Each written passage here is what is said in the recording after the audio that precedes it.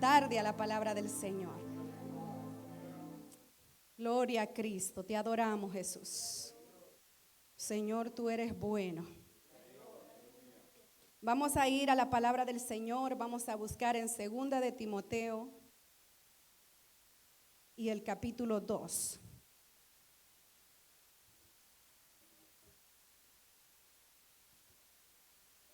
Segunda de Timoteo en el capítulo 2.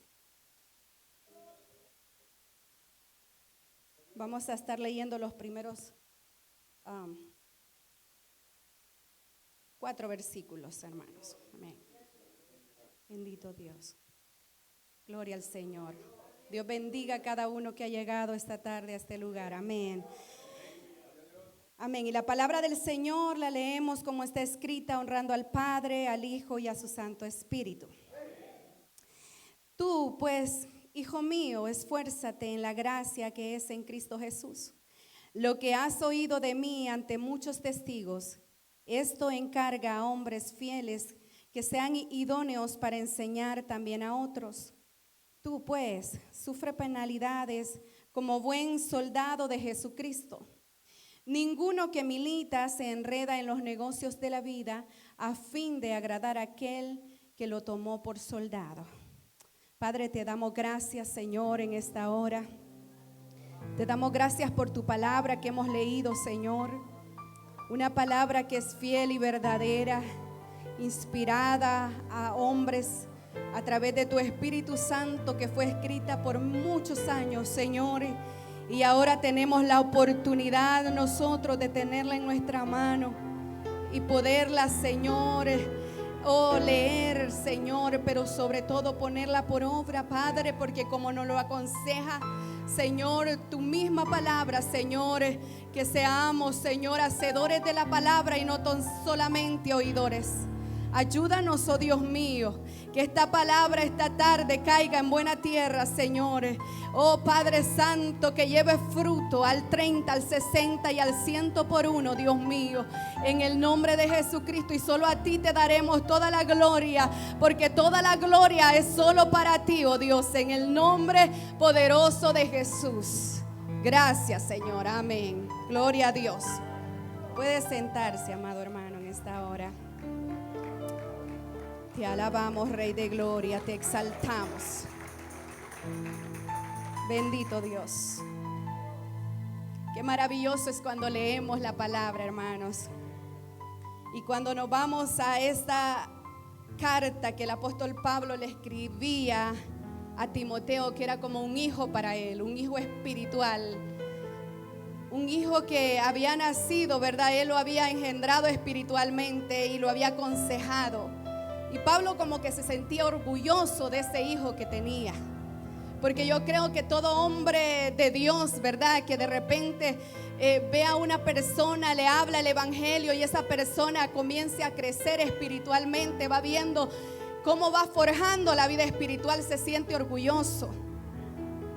Y Pablo, hablándole a Timoteo en esta segunda carta, él le dice: doy gracias a Dios por tu vida, porque cuando oro, cuando me acuerdo de ti, yo pienso en tus lágrimas, pienso en todo eso. Sé que conozco de tu fe que no es fingida, que primero estuvo en tu abuela y luego en tu madre. Y empieza Pablo a hablarle a Timoteo de esa forma en esta carta, una carta tan bonita que usted la leería en poco tiempo, 4 capítulos de 2 de Timoteo. Cuando Pablo está escribiendo esta carta a Timoteo, hermano, Pablo ya sabe lo que le va a acontecer a su vida. Pablo ha pasado muchas situaciones. Él ha pasado cárceles muchas veces, pero ha salido. Pero cuando le habla en esta última carta a Timoteo, es una despedida. Pablo sabe que él está sentenciado a morir. Él dice: el día de mi partida está cercano. Él ya sabe lo que le va a suceder. Y es necesario que el ministerio que él ha llevado y ha caminado por mucho tiempo se lo pase a alguien más. Ya es tiempo de pasarle eso a alguien más. Y él ha pensado en Timoteo, un hombre fiel. Y entonces le está aconsejando. Me imagino a Pablo en su tristeza o quizás en su alegría, porque Pablo en unos momentos, él dice: yo no sé qué es mejor, si estar aquí en la tierra o estar presente con Cristo.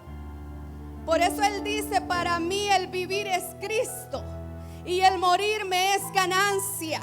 Para Pablo no había ninguna pérdida, porque él decía: aquí en la tierra estoy sufriendo, hay mucho sufrimiento, pero lo voy a seguir haciendo por amor a los que todavía no son salvos. Pablo se entregó al evangelio. Y Pablo le empieza a hablar a Timoteo en esta carta acerca de esto, y le dice: Timoteo, el Señor a nosotros no nos ha dado un espíritu de cobardía. El Señor no nos ha llamado para que seamos cobardes. Él nos ha llamado, Él nos ha dado un espíritu de poder, de amor y de dominio propio. Ese es el poder de Dios. Entonces me imagino, hermanos, porque a Timoteo le está hablando. Timoteo era un pastor de una iglesia y estaba pasando situaciones difíciles. Se habían levantado gente que hablaba falsa doctrina, gente que se había apartado y estaban hablando otras cosas. Y entonces le dice: pero me imagino a Timoteo pensar en todo lo que Pablo ha pasado y sentirse desanimado, angustiado y muchas veces a lo mejor avergonzado. Y Pablo le dice: no te avergüences de hablar de Dios, ni de su evangelio, ni de mí, que estoy preso. Habla a otros de mí, que yo estoy preso, pero la palabra sigue siendo libre. Cuando Pablo estaba preso, aprovechaba el momento y tomaba su pincel o la pluma, no sé con qué escribía en ese tiempo, y comenzaba a escribir a aquellos hombres que seguían predicando la palabra. Y por eso él decía: yo estoy preso, pero la palabra sigue siendo libre. La palabra seguía llegando a muchos hermanos y las vidas se seguían salvando. Y en un momento quizás el fuego, la unción y el poder que Timoteo tenía se había apagado. Se había apagado. Y entonces Pablo viene y otra vez lo anima y le dice: enciende el fuego que hay en ti. Enciende el fuego que hay en ti, porque quizás ese fuego que Timoteo tenía en un momento se apagó. Cuando entonces nos vamos al capítulo 2 que hemos leído, ahí vemos y le dice: tú pues, hijo mío, esfuérzate en la gracia que es en Cristo Jesús. Lo que has oído de mí ante muchos testigos, esto encarga a hombres fieles que sean idóneos para enseñar también a otros. Y le dice en el versículo 3: tú pues sufre penalidades como buen soldado de Jesucristo. El tema que tengo para esta noche, amados hermanos, es soldados del ejército de Dios. Bendito Rey. Pablo hace ese llamado a Timoteo que se comporte como un soldado. Y si yo me voy a buscar cómo es un soldado de un ejército, ¿para qué sirve un ejército de un país, por ejemplo? Un ejército de un país es aquel que se prepara constantemente, con disciplina, entrena, están en forma. Y no es que lo hacen un día y luego se toman las vacaciones. Están en constante entrenamiento y preparados para cuando viene un ataque. Ese ejército está preparado para atacar al enemigo. Entonces Pablo hace esa comparación, ¿verdad?, del cristiano.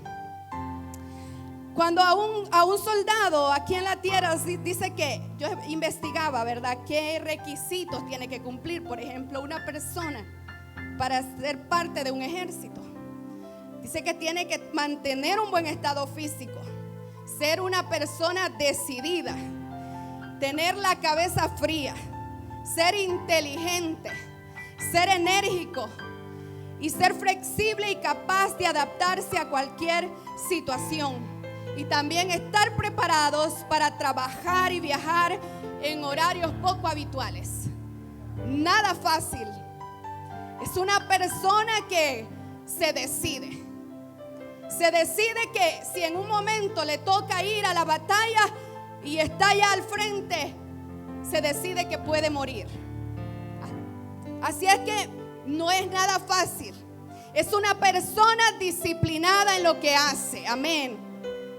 Entonces el apóstol Pablo le hace el llamado a Timoteo a que sufra penalidades como un buen soldado de Jesucristo.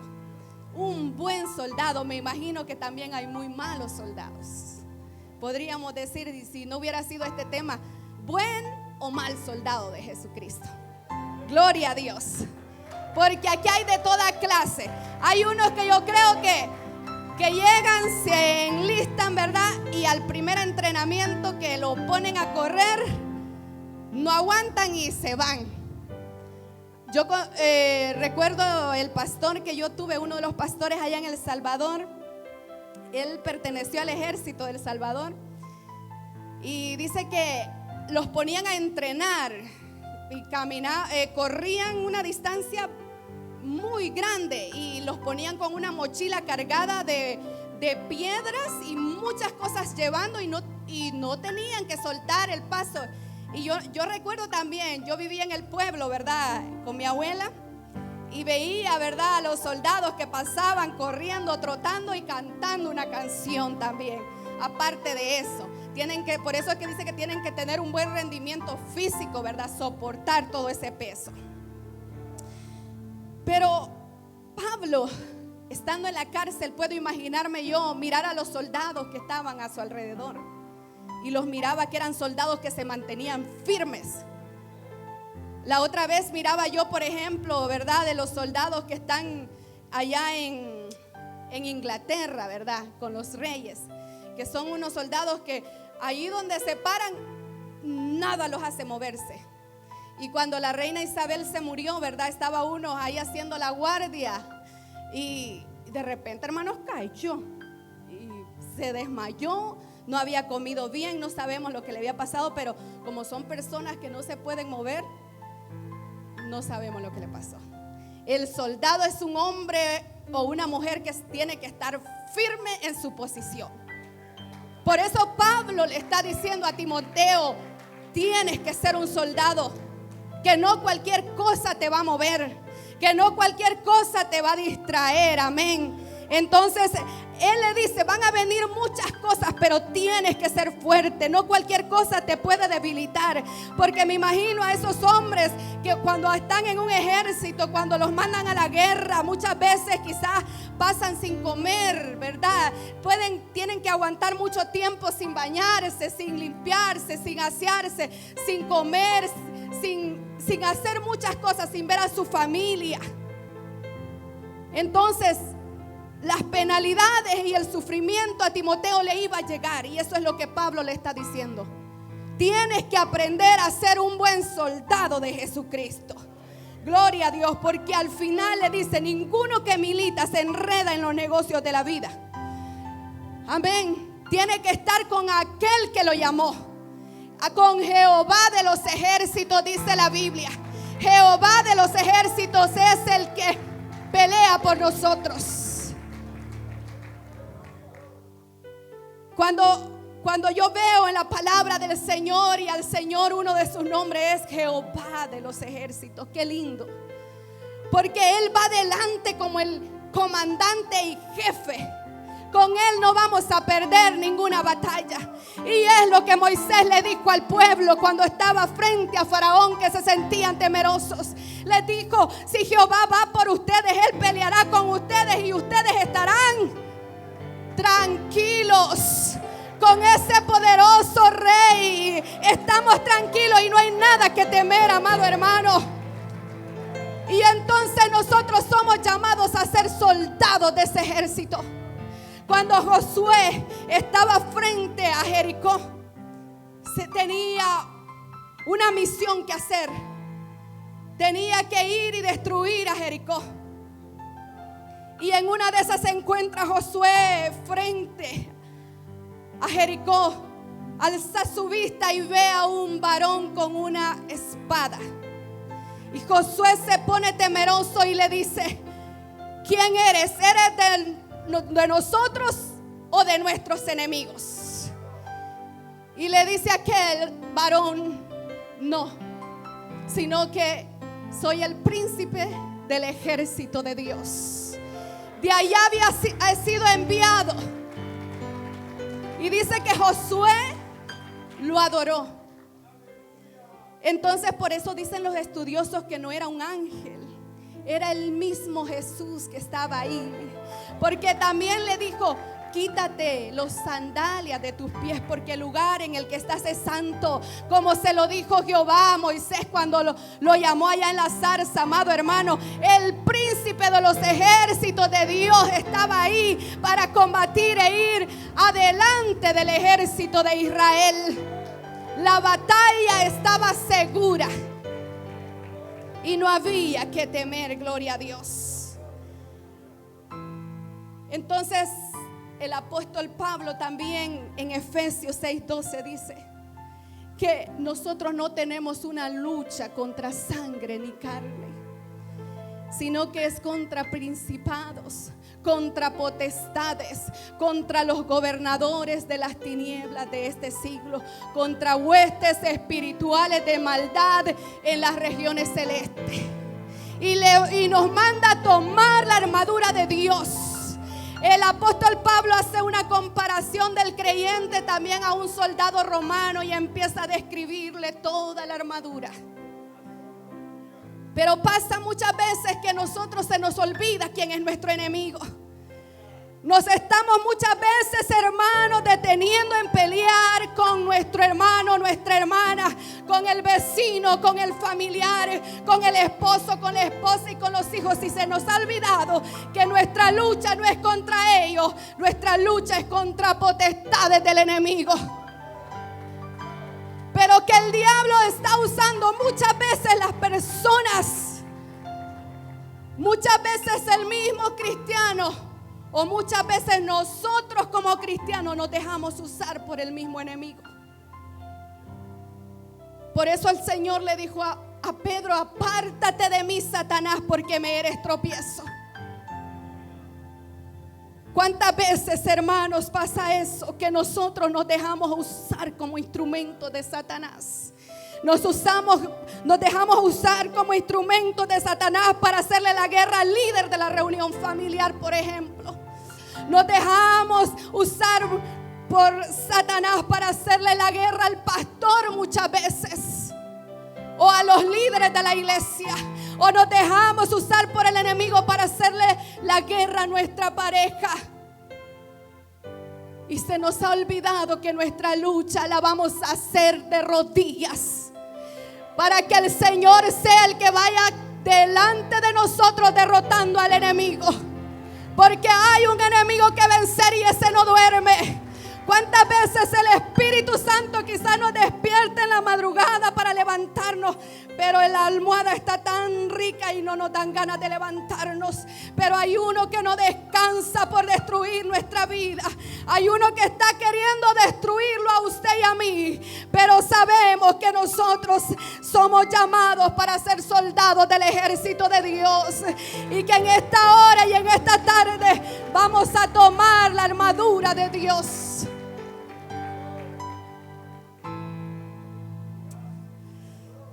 En Ezequiel capítulo 37 nos relata la palabra. El profeta Ezequiel dice que es a través del Espíritu llevado a un valle de huesos secos. Y el Señor le dice a Ezequiel en esa visión: Ezequiel, ¿vivirán estos huesos? Y Ezequiel no sabe. Para Ezequiel hubiese dicho: ¿cómo van a vivir el Señor? Dice que era un valle de huesos secos, pero bien secos. Es decir, que estaba el esqueleto por un lado, una parte, digamos, del pie por un lado, del brazo por otro, el cráneo, y todas las partes estaban destruidos. Era un valle de huesos secos. Ezequiel pudo haber dicho: ¿cómo van a vivir estos huesos? No hay manera. Pero ¿sabes qué?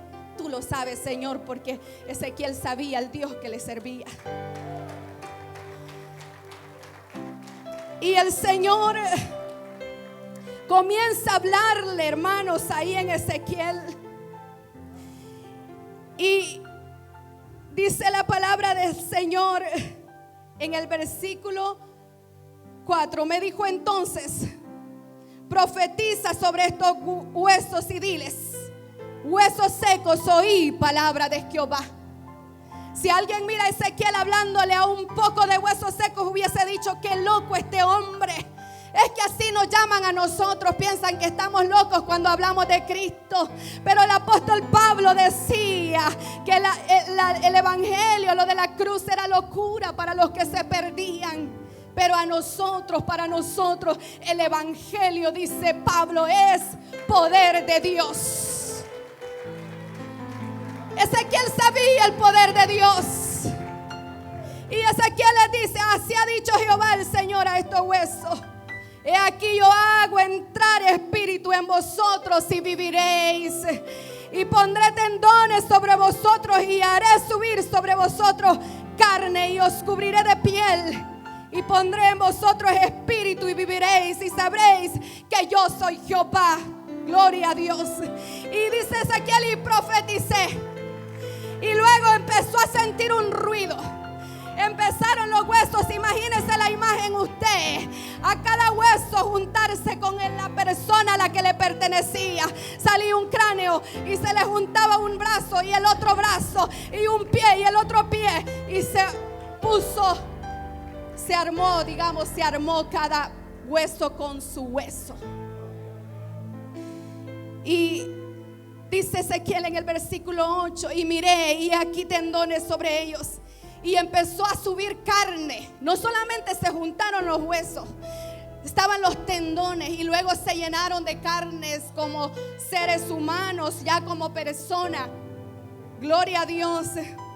Y carne subió y piel cubrió por encima de ellos, pero no había en ellos espíritu. Eran cadáveres. Eran solamente cadáveres. Estaban ya cubiertos de piel, pero no había vida en ellos. Era un grupo de personas muertas, cadáveres. Faltaba que el espíritu llegara en ellos. Hermanos, que en esta hora, que en esta iglesia no haya mortandad. Que no vayamos a ser nosotros como esa cantidad de personas con huesos, con tendones, con piel, pero sin vida.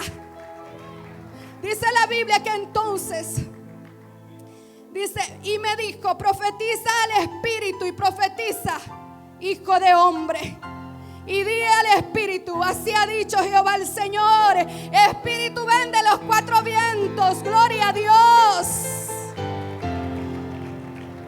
y sopla sobre estos muertos y vivirán. El espíritu de Dios entró en ellos y se levantaron, y dice que era un gran ejército. Un gran ejército. Cuando el espíritu de Dios está en una persona, está en un creyente, es un soldado del ejército de Dios. Aleluya. El espíritu de Dios es necesario en mi vida y en su vida. Si no, solo somos cadáveres. Si no, somos personas sin vida. Es necesario que el Espíritu de Dios llegue a nosotros para que nos movamos, para que no cualquier viento de doctrina nos haga movernos. Es necesario el Espíritu de Dios para que podamos vivir. Gloria a Dios. Sin el Espíritu de Dios, sin el Espíritu Santo, usted y yo estamos muertos. Solo somos apariencia. Solo vamos a ser como aquella higuera a la que llegó Jesús a buscar fruto y no lo halló. Dice que el Señor andaba buscando fruto y no encontró, y la maldijo y la higuera se secó. Gloria a Dios, el Señor llega a cada una de nuestra vida y va a ver qué fruto estamos dando, amado hermano. Qué fruto está dando usted y qué fruto estoy dando yo. Porque muchas veces solamente es una apariencia espiritual, pero por dentro estamos muertos. Pero es necesario que el Espíritu de Dios venga sobre nosotros y recobramos vida y seamos como un ejército de Dios. Aleluya. Las apariencias son muy engañosas. Le escuché a alguien decir: el diablo es un imitador y él puede imitar muchas cosas en el cristiano. Puede imitar la danza, puede imitar el hablar en lenguas, puede imitar el decir que va a profetizar y está hablando mentira. Pero hay algo que el diablo no puede imitar, y es el fruto del Espíritu en usted y en mí. Porque el Espíritu de Dios habla de usted. Eso es lo que se refleja. Gloria al Señor. Entonces vemos este ejército de Dios. Esto simbolizaba a Israel, hermanos. Esta era una palabra que le llegó a Ezequiel porque Israel se sentía que estaba muerto. Pero el Señor le empieza a hablar palabra que lo iba a sacar del estancamiento en el que estaba. Le empieza a hablar que iba a ser diferente, que ya no iban a ser cadáveres, que iban a vivir, iba a ser de ellos una gran nación nuevamente, porque estaban esclavos en Babilonia y sentían que no había esperanza. Pero a través de esa visión el Señor le da la esperanza al pueblo de Israel. Gloria a Dios. Te adoramos, Señor.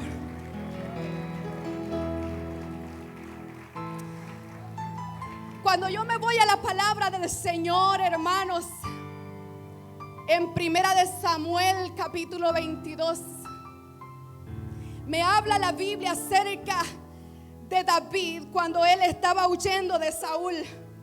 Saúl le había tomado envidia a David y lo andaba buscando a donde él se escondía. David tenía que andar en cuevas huyendo de Saúl para salvar su vida. En una de esas ocasiones se encuentra él en una cueva llamada Adulán. Y dice que cuando sus familiares, las personas se dieron cuenta que David estaba ahí, llegaron a él. Pero ¿quiénes eran estos?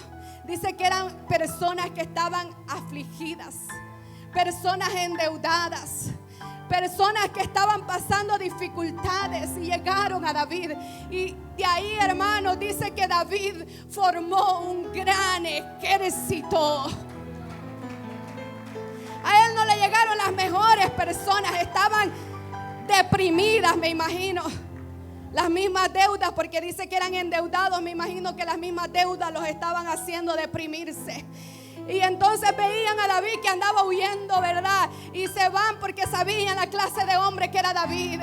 David ya había matado al gigante, ya habían oído cuando aquellas mujeres cantaban: Saúl mató a 1000, pero David mató a sus 10,000. Era un guerrero, era un hombre que temía a Dios.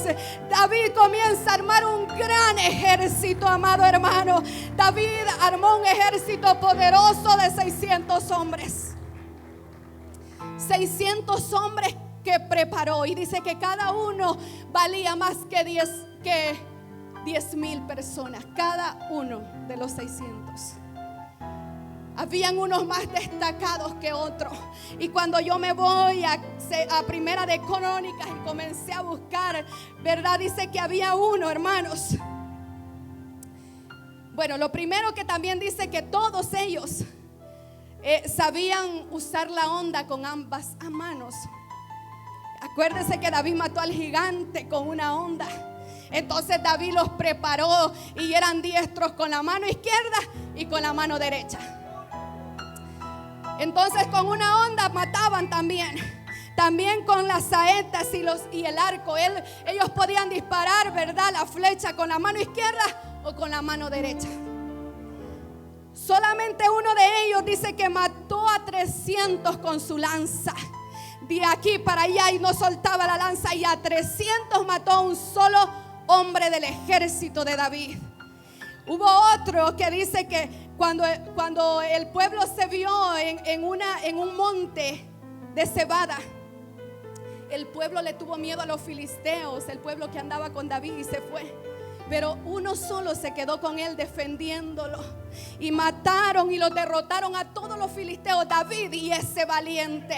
Esos eran de los valientes de David que menciona la palabra del Señor. Esos eran hombres guerreros. Pero ¿y cómo no? Si David sabía a quién le servía. David sabía quién era su comandante. David sabía que Jehová era el que peleaba por él. Él era diestro en la guerra, pero porque Jehová también lo preparaba. Aleluya. Pero luego, hermanos, nos cuenta la Biblia una historia bien triste. En Primera de Samuel, capítulo 30. Gloria a Dios. En Primera de Samuel, capítulo 30, dice la Biblia: cuando David y sus hombres vinieron a Ziklag el tercer día, los de Amalek habían invadido el Negev y a Ziklag, y habían asolado a Ziklag y le habían prendido fuego. Y se habían llevado cautiva a las mujeres y a todos los que estaban allí, desde el menor hasta el mayor. Pero a nadie habían dado muerte, sino se los habían llevado al seguir su camino. Y sigue narrando la Biblia ahí, hermanos. Después de David andar con ese ejército que le acabo de contar, peleando, ¿verdad? Andaban huyendo de David, pero al mismo tiempo ellos andaban ganando batallas. Todo les iba bien. Pero en una de esas ellos regresan a su lugar, a donde estaban sus esposas y sus hijos. Si hubiese sido en este tiempo, quizás le hubiese hecho una llamadita y le hubiera dicho, ¿verdad? El esposo a la esposa: mira, mi amor, voy a llegar tal día. Quiero verte a ti, quiero ver a mis hijos, quiero mirarlos, los extraño. Espérennos. En aquella época las mujeres, cuando el ejército llegaba de la guerra, salían con panderos a cantar y a celebrar que el ejército llegaba sano. Pero lo que sucedió es que los amalecitas habían llegado y se habían querido vengar de David. Y dice que se llevaron secuestradas a sus esposas y a sus hijos y todo lo que había ahí. Eran merodeadores, dice la Biblia. Eran como personas que andaban robando. Y se llevaron secuestrada a toda su familia. Y ellos iban felices porque el Señor les había dado la victoria muchas veces, pero se van a encontrar con un panorama bien desolador. Encuentran quemado todo y sus esposas. No había ruido de llanto, ni alegría, ni risas de niños. Era todo una destrucción. Y dice acá la Biblia, nos cuenta que David y sus hombres comenzaron a llorar y a llorar y a llorar hasta que ya no les quedaron fuerzas. Porque eran personas también que sentían, a pesar de su fortaleza y su fuerza y su valentía, en ese momento que lo más preciado que tenían, que era su esposa, era su niño, era su niña, se los habían llevado. Se fue la fortaleza que sentían y vino la angustia. Un soldado de Dios también se siente triste muchas veces. A un soldado de Dios también le va a llegar la dificultad muchas veces, hermano. Y se vale llorar. Y se vale llorar, gloria a Dios. Pero no se vale quedarse llorando toda la vida. Hay que darle lugar al llanto y al desespero en algunas veces, pero luego hay que tomar fuerzas y levantarse. Cuando los hombres pasaron de llorar y llorar, vino la ira y el enojo.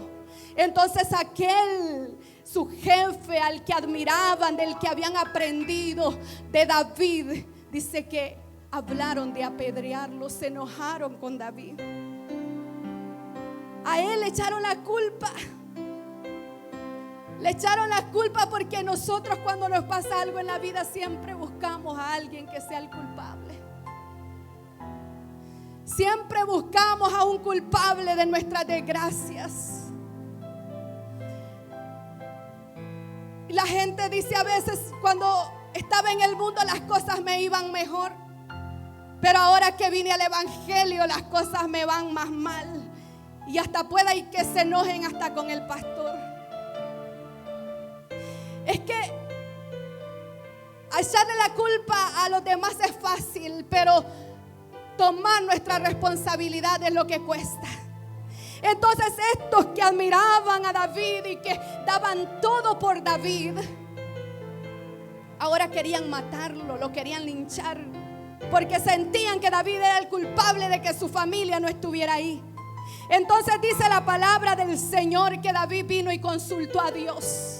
David no hacía nada si no consultaba al Señor. Él le preguntó al Señor, voy tras ellos a perseguirlos. Y el Señor le confirma y le dice, ve, porque tú los vas a vencer y vas a recuperar todo lo que tienen. Entonces miramos, hermanos, que David comienza a hablarle. Bueno, aquí no lo dice, ¿verdad?, la palabra, pero puedo imaginarme a David después de ver a aquellos hombres tirados, ya sin fuerza de llorar ni levantarse, y decirle, señores, es cierto, sus hijos están cautivos, sus esposas, pero también pues la mía. Entonces aquí cada uno va a ir y se va a levantar y va a pelear por su familia. ¿Cuántas batallas hemos ganado? ¿A cuántas el Señor nos ha dado la victoria? Esta batalla también la va a dar la victoria el Señor. Es hora de levantarse y pelear por los suyos. Salieron el ejército de los 600, pero dice que se detuvieron en el arroyo de Besor a descansar, me imagino, a beber agua, porque estaban cansados. Habían tenido batallas anteriores y la batalla que iban a librar, me imagino que se tomaron su momento para descansar. Entonces luego me imagino a David decirles, ok, ya se terminó el descanso, ya se lavaron la cara, ya se quitaron un ratito los zapatos, ya descansaron, ahora es tiempo de ponernos la armadura y levantarnos e ir a perseguir a aquellos que nos han llevado lo nuestro. Pero dice la Biblia que 400 se levantaron, pero 200 estaban cansados y no pudieron seguir. 200 no pudieron levantarse para ir a perseguir a los que tenían su familia. Ya no había fuerza. Y se quedaron al otro lado de ese río, de ese estanque, de ese lugar, de ese arroyo. 400 siguieron. Pero si nos vamos a este tiempo, a nuestra vida, cuán cansado podemos estar nosotros para no pelear por nuestra familia. Porque, hermanos, si vemos a alguien que le quiere hacer daño a nuestros hijos, nosotros no lo vamos a permitir. Uno como madre y como padre trata de cuidar a esos niños que Dios le ha dado con su alma y su corazón. Si usted mira que anda por ahí y alguien quiere arrebatarle a ese hijo, usted va a luchar y va a sacar fuerza de donde no hay. Imagínese a una mujer peleando con un hombre que quiere arrebatarle a su hijo, a su hija para secuestrarlo. Imagínese esa imagen. Y ahorita hay cuánta noticia de eso, hermano. Pareciera que se han disparado esas personas a andar tratando de secuestrar niños. Cuánta noticia yo veo de personas que intentan secuestrar niños. No nos descuidemos de nuestros hijos. Mi esposo es un hombre que nos cuida a nosotros tanto y cuida a esos niños. Y él siempre que yo le digo, mi amor, voy para tal lugar, ok, cuídate y cuida a los niños siempre. Siempre hablamos de cuidar a nuestros hijos porque no los tenemos que descuidar. Si usted y yo no los cuidamos, ¿quién los va a cuidar? Si usted, padre o madre de familia, no cuida a ese joven, a esa jovencita que Dios le ha dado en sus manos, ¿quién se lo va a cuidar? El diablo ha venido para matar, para hurtar y para destruir. Él está buscando destruir a nuestra familia. Él tiene un objetivo y va a querer entrar en todas las áreas para destruir a nuestra familia. A nuestros niños desde la escuela le comienzan a enseñar ideología de género. Y siempre que tenga la oportunidad y se me permita, lo voy a repetir. Porque si nosotros en la iglesia no lo decimos, allá afuera le van a decir que esa es la moda ahora. Muchos jovencitos y jovencitas entran en eso y creen que es una moda. Creen que es cool ser parte, que es lo que está de moda y lo que se mueve en este tiempo. Y lo van a querer hacer como un juego, pero el diablo va a tomar ventaja de eso y va a querer destruir a nuestros hijos y a nuestras hijas. Y no, yo no le voy a dar mis hijos al diablo, yo no sé usted. Aunque tenga quizás cansancio, pero yo voy a seguir orando y reprendiendo al diablo. Porque hay uno que es más fuerte que yo. Oh, ese es Jehová de los ejércitos. Y Él no ha perdido ninguna batalla. Si el diablo no puede con usted, se va a ir a sus hijos. Por eso es que es tan importante que nos preparemos con la palabra de Dios. Aquí usted no puede conformarse con lo que le predican. No, hermano, no, hermana. Usted tiene una Biblia. Escudriñe esa palabra y vea lo que Dios le está diciendo a través de ella. Ese es un arma que Dios nos ha dado para pelear. Es la palabra de Dios el arma con que vamos a enfrentar a Satanás. Pero si no tenemos la Biblia en nuestros corazones, si no conocemos la palabra, ¿cómo vamos a combatir contra la fuerza del mal? Porque no es contra carne ni sangre. Entonces estos estaban cansados y se les olvidó que había mujeres y niños que estaban esperando por ellos para ser rescatados. Y muchas veces nos vamos a sentir cansados, es normal. Pero de ese cansancio el Señor nos va a dar nuevas fuerzas. Porque Él es el único que multiplica las fuerzas al que no tiene ninguna. Él multiplica las fuerzas de aquel que ya no tiene fuerzas. Gloria a Dios. Y hermanos, miramos aquí al ejército de David. 200 no pudieron continuar y se quedaron. Podríamos pensar en los que también se cansaron y se fueron de la iglesia. Los que no pudieron continuar a pelear esta batalla. Hay muchos aquí en esta iglesia, en este lugar, que han estado y ahora ya no están, hermanos. Pero ya de nosotros no tiene que ser el criticarles porque se fueron. Es el orar para que regresen. Es el llamarlos si todavía no están en otra iglesia. Porque también, hermanos, yo digo, si alguien no quiere congregarse en una iglesia porque no está de acuerdo con lo que se hace, se predica, está bien y lo entendemos.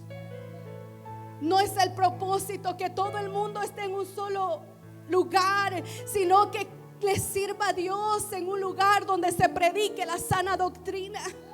Porque cuando alguien se va, pero se sigue congregando en un lugar, nosotros nos alegramos porque están sirviéndole a Dios. Un día nosotros vamos a estar delante del Señor, hermano, y ahí no va a haber denominación alguna. Ahí no van a estar los de Cristo te llama aparte y los de las otras iglesias aparte. Ahí va a estar una iglesia que ha sido comprada y lavada con la sangre de Cristo, los redimidos. Pero a esos cansados, o aquel que ahorita se está cansando y dice ya no puedo más, en esta tarde yo le digo y le animo a que tome nuevas fuerzas en el Señor, amado hermano, amada hermana. El desánimo que ha llegado, el Señor lo puede cambiar. Él es el que da nuevas fuerzas al cansado. Y David, hermano, nos sigue contando la Biblia en esa historia maravillosa que se va con los 400. Encuentran a un hombre casi muriéndose, le dan de comer, recobra nuevas fuerzas y le dice: ¿quién eres tú? Y aquel hombre le comienza a decir que es de aquellos que habían llegado a secuestrar a sus familias. Y le dice: ok, entonces tú me vas a llevar a donde están estos hombres. Y le dice: ok, yo te llevo, pero prométeme que no me vas a matar. Y bueno, y vemos la historia que se lo lleva. Y David encuentra a aquellos celebrando. Estaban celebrando la victoria de todo el botín, todo lo que habían ganado. Y tenían a su familia. Y dice la Biblia que David empezó a pelear desde que empezó el día hasta el siguiente día en la tarde. Y los mató y los eliminó a todos.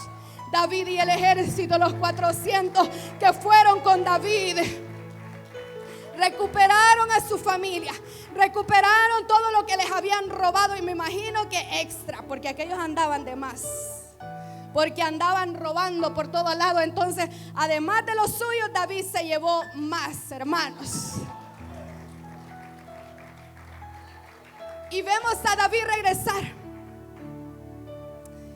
Y habían 200 mujeres que iban con David, pero los esposos no iban ahí.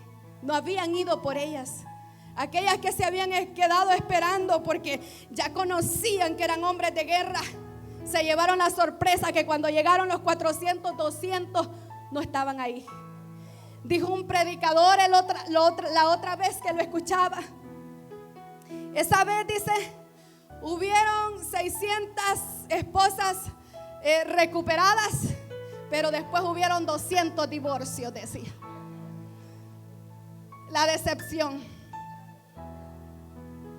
Pero vemos, hermanos, aleluya. Ya les dije, hermanos, yo les decía a las hermanas un día en el ayuno, los chistes no se me dan a mí, hermanos, pero hacemos el esfuerzo, gloria a Dios. Vemos, hermanos, a los 200 que se habían quedado, ¿verdad?, al otro lado de ese arroyo esperando. Y cuando ve que David va, se ponen contentos porque ya llegan y va con todo.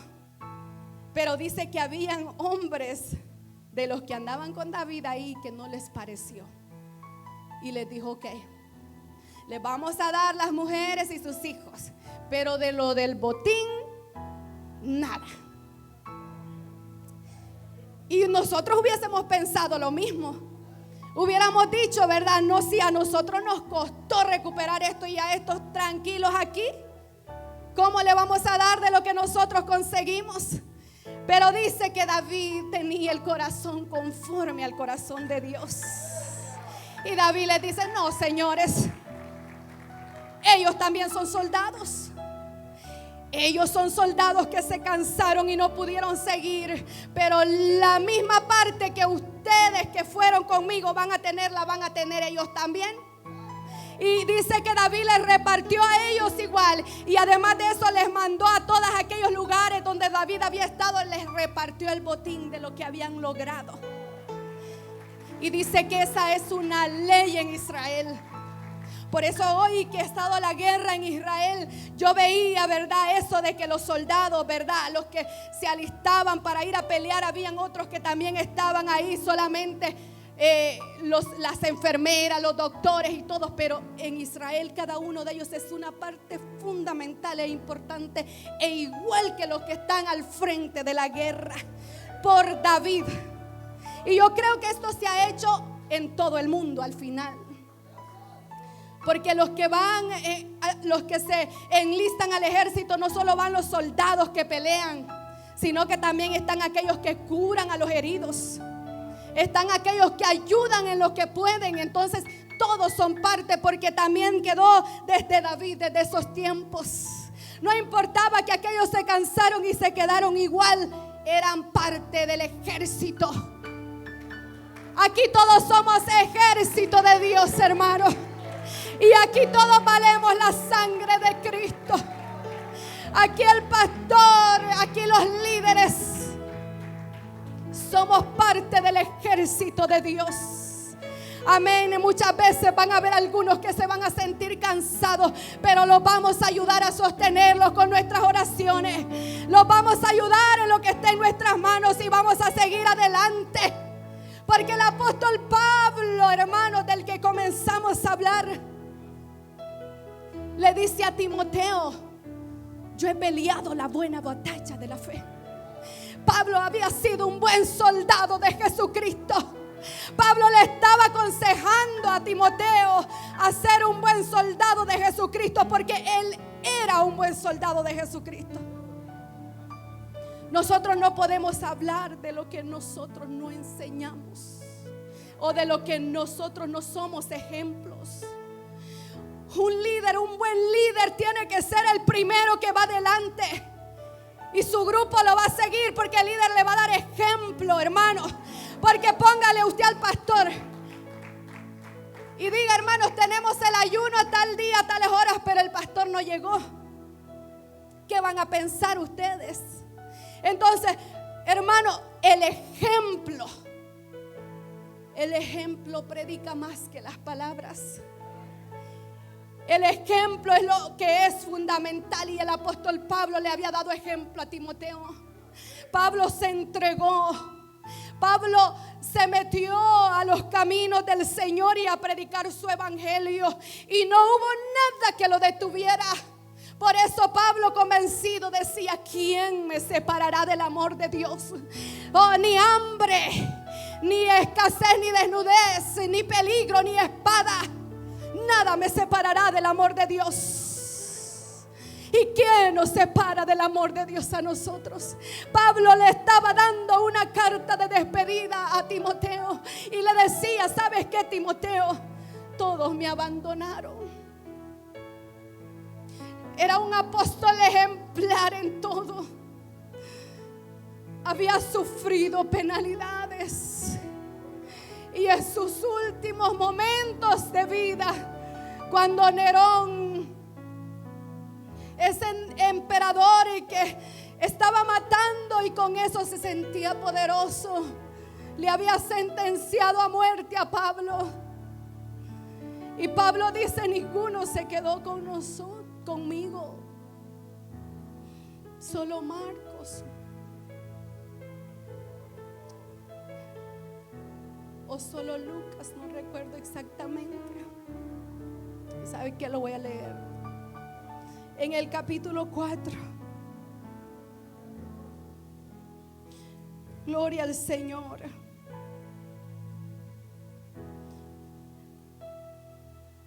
En el versículo 12, no, hermano, el versículo 12 del capítulo 1 dice: por lo cual asimismo padezco esto, pero no me avergüenzo, porque yo sé en quién he creído, decía el apóstol, y estoy seguro que es poderoso para guardar mi depósito para aquel día. Retén la forma de las sanas palabras que de mí oíste en la fe y amor que es en Cristo Jesús. El versículo 15: ya sabes esto, que me abandonaron todos los que están en Asia, de los cuales son Figelo y Hermógenes. Tenga el Señor misericordia de la casa de Onesíforo, porque muchas veces me confortó. Y Pablo está hablando ahí, hermanos, de estos dos que lo habían abandonado y de los demás que en algún tiempo a lo mejor la admiraron. Porque, amado hermano y hermana, pasa a veces que quizás cuando las cosas están bien, ahí están todos. Pero en los momentos de dificultades, cuando usted encuentra el verdadero amigo. En el momento cuando ya no hay salida, ya no hay nada, ahí es donde usted sabe quiénes son sus verdaderos amigos.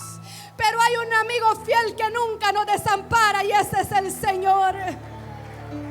Ese es nuestro Dios. Pablo se sentía solo y le dice a Timoteo: ven pronto a verme. Pero Timoteo, yo he peleado la buena batalla, mi carrera acabó, ya estoy a punto de morir. Y yo me imagino a Pablo, que a lo mejor no estaba llorando. A mí me da tristeza quizás, y me imagino el panorama del lugar donde se encontraba. Pero Pablo estaba contento de que iba a ver a aquel a quien le servía. Iba a ir a estar delante de aquel por el que había dejado todo. Él dijo: todo lo tengo por basura por amor de ganar a Cristo. Es que cuando hablo de Pablo, yo no sé, pero a mí me llena y me confronta.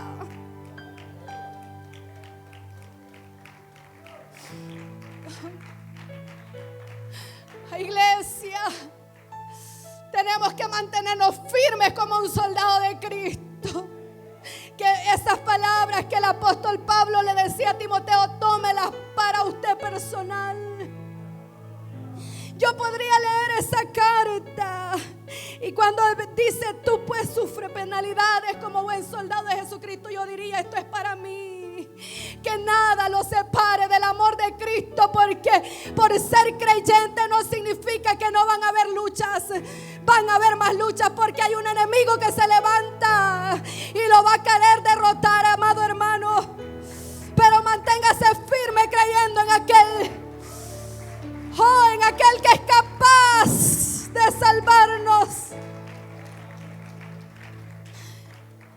Que nada lo separe. Y yo lo he dicho antes, nosotros no somos perfectos, hermanos. Nadie es perfecto.